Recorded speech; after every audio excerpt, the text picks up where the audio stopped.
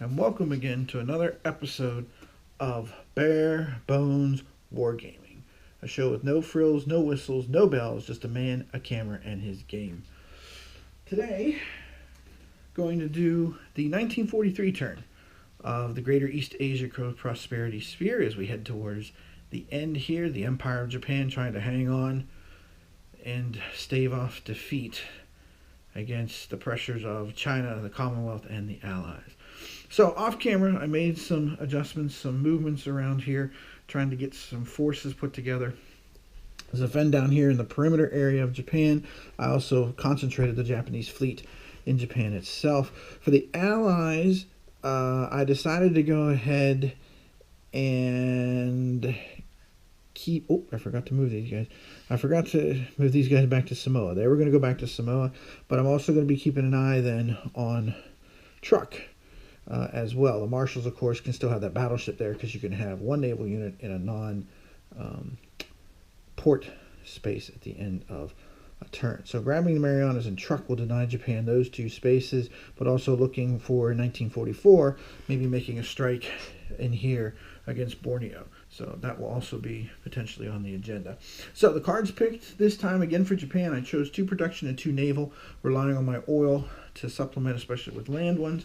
The Allies have 4 production cards, 4 CBI cards, so clearly going to try and put some pressure from the CBI theater on Japan. And then they also have 2 naval cards, which again kind of shows that the plan here is to do production and get prepared for 1944 to make a lash here at the very end. So let's get rolling. There's no declaration of war because war is in full-fledged here. So the Allies get to go first. So let's see what they're going to be selecting here as we go. Alright, first thing is they're going to be doing naval action. Might seem a little odd, but one of those things can be strategic movement, so they could move one of their air units if they want. I do have 2 cards like that. Let's see. Well, since Washington is on my back to do something with naval units, I mean, I could concentrate in Pearl and get ready to move out there, but I'm also getting 2 battleships this turn, so I could build 2 task force. So I think I'll do that. I'll go ahead and do naval movement here, and I'll move, well, you know what? I could go ahead and move into Port Moresby and then try to go after the oil fields in Borneo. Or I could reverse myself, and I'm still only 2 spaces away from Truk. Decisions. But I could concentrate in Pearl with 1 carrier, bring in the 2 battleships here in the next 2 turns in 2 spots with some development.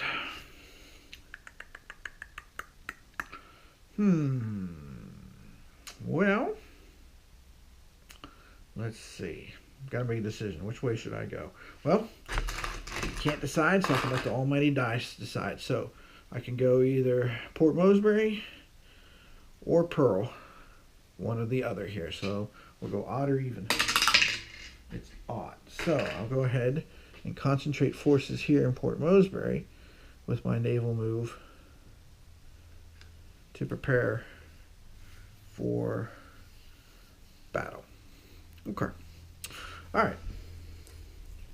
So from the Japanese perspective now, I could quickly try to go over and lash out against the Port Moresby situation. I could also go ahead and try to advance and bring my forces down to the Marianas and then eventually through Truk and maybe hit the Marshals as well. Try to counterattack there and strike back with 1 task force. I've got the battleships and the carriers for it. Or I can move the air unit along. I can grab Ceylon too with a battleship, grabbing another space with just a naval action. You know what? I think I'm going to grab that free space in Ceylon. So I'm going to use one of my oil ones for naval action and grab that space. Because right now, for Japan, the most important thing is the spaces at the end. I got to have it be safe if I want to win the game with Japan. All right. Again, Washington is on my back about naval stuff. Well, I guess then what we'll do then is, since Washington's on my back as we'll continue to carry out the plan that we already started. So we will go ahead and prepare to strike at Borneo. I do want to check one thing here real quick, just to make sure I'm not making any mistakes here with the movement.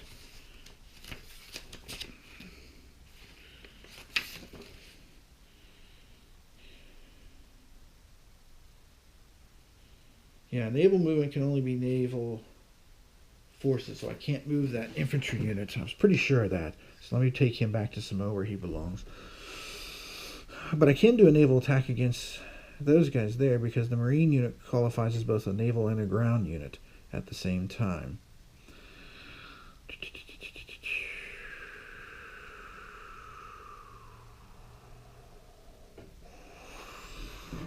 Alright, let's go after the oil. So I'll send out the 2 carriers. Let's try and lash out and grab the oil if we can. Now, wait a minute. That doesn't seem to make sense. Should I really be able to use 2 carriers to drive off Marines on an island? I mean, I really should have to have boots on the ground, right? I would think so. Alright, in that case...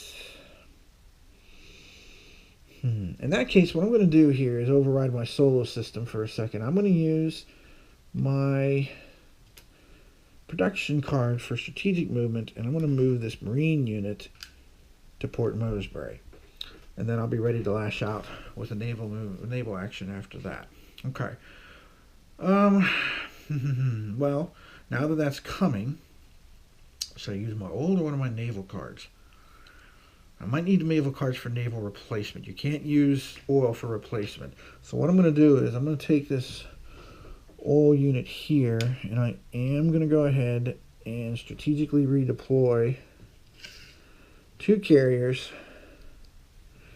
and 1 battleship down Okinawa, down to the Philippines, and down here now to Borneo, and basically say to the USN, come get some.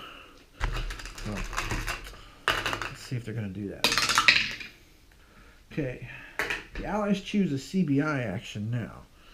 At this point, well, the naval unit is there in Ceylon, so that's a little bit of a problem. However, I think what I'm going to do is I'm going to use one of the question marks, and I'm going to get that Chinese air unit onto the game board, so that I can use it to support an attack on Shanghai in the near future. And now that threat is on Shanghai, I got to decide: do I think my infantry there can handle the situation or not? Should I lash out at Port Moresby myself, now that I've got stronger forces to do it with? That's a good question. Should I bring that air unit into the game first? Because this basically needs to be moved 1 space, and I could do that with the production card. I could go ahead and do that with a replacement.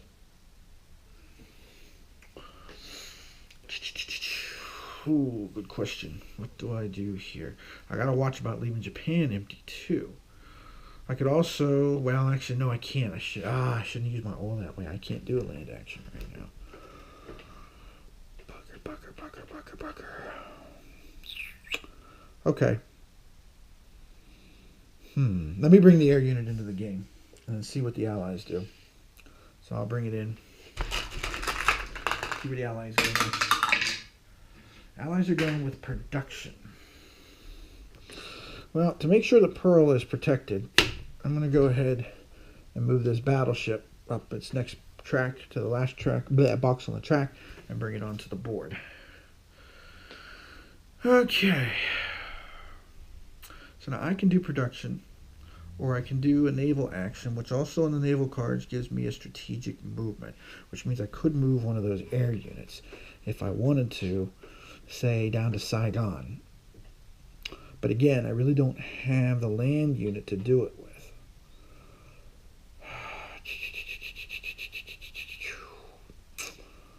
I mean, I could try production and try to bring a battleship in and then try to bring it into the game next turn. It's also a possibility. I could also move my 2 battleships down to Truk, but then that leaves Japan open. And the U.S. does have a battleship there at Pearl Harbor. I better not do that. I could pass. That's true, but I try not to in solo games. I try to keep the pressure on.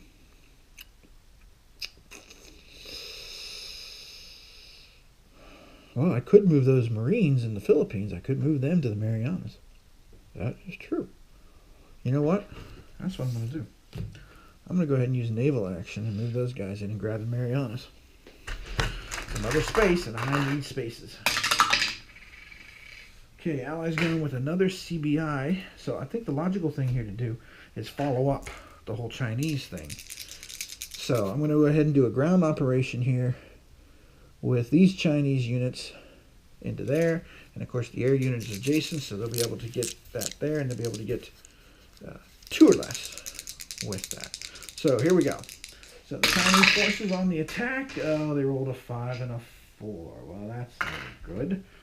The forces of the Empire of Japan defending in Shanghai also missed. They rolled 2 3s, so no harm, no foul. Nothing happened, basically. These guys retreat back, and that's the end of the operation. All right, now.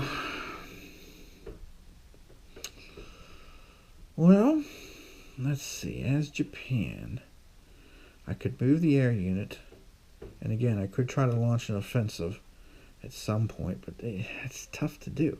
Or I could move the air unit to the Marianas, and then that way I could try to lash out a truck if I so desired.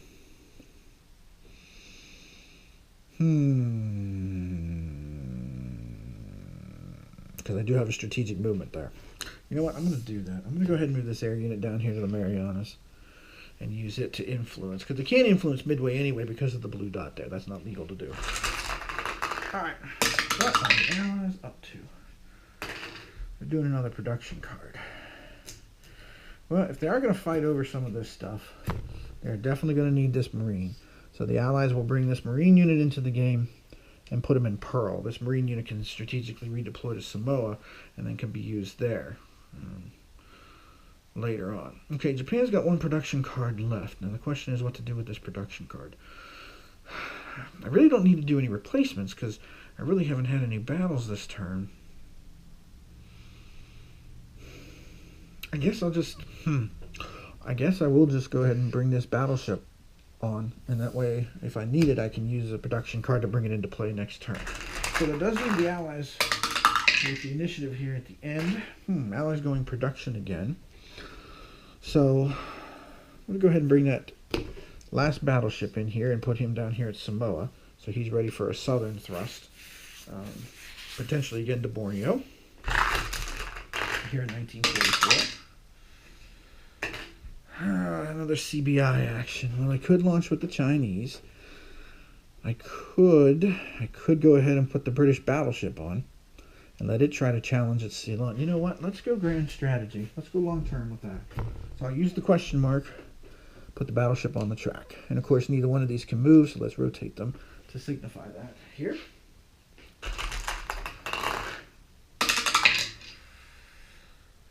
Naval action for the U.S.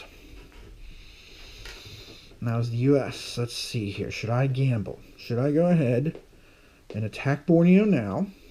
Or grab Truk? Now Truk is a naval base.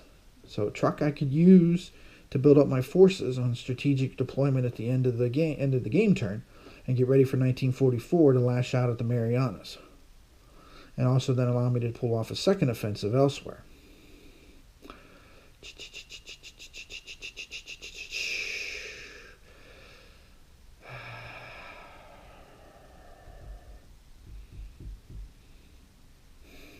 I'm leaning towards Truk. So let me grab Truk for right now. And then I can try to figure out what I want to do next from there. So that leaves the last card is the CBI card. Now, of course, the chances of the Chinese destroying that unit in Shanghai are very slim. However, if they pull it off, so let's go for it. So here we go. Move them up again. The air unit. They get 2 or less. And survey says 6 and a 3. Well, so much for that. Let's see what the Japanese defenders in Shanghai are up to. Oh, that was brutal. They destroyed the unit. They rolled a 2 and a 1. So now that leaves a space wide open, just free for the taking at the beginning of next turn. Ouch. Okay, not the way I was hoping that would end, but okay. All right, so I'm going to do again, because I want to take time to think about it, I'm going to do again the whole strategic movement off camera. Japan, of course, right now has 1, 2, 3, 4, 5, 6, 7, 8, 9. They have 10 spaces they own. So can the Allies grab those last 2 spaces in 1944? Well, we'll find out next time on the final episode of Bare Bones Wargaming, concentrating on the greater East Asia co-prosperity sphere. Until then, this is Tim Korchnoi, wishing you victory and good time in your games.